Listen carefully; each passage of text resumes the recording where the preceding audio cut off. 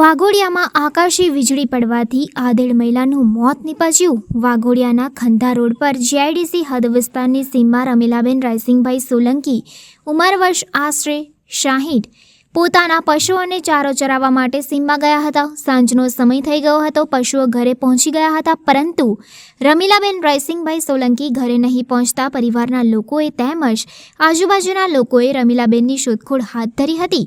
2 થી 3 કલાકના સમય બાદ આખરે રમીલાબેનનો મૃતદેહ વાઘોડિયા ખંધા રોડ પર આવેલ જીઆઈડીસી હદ વિસ્તારમાંથી મળી આવ્યો હતો।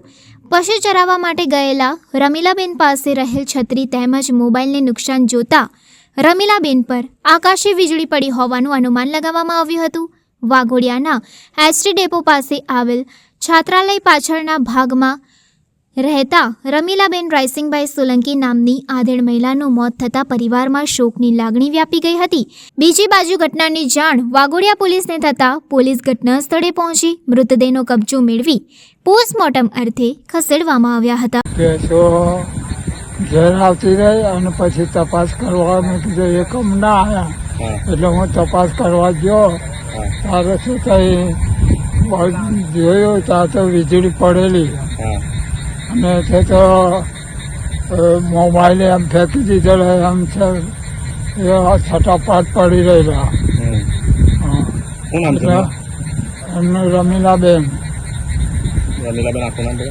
તમારું રમીલાબેન રાયસિંગ સોલંકી। હા, સોલંકી।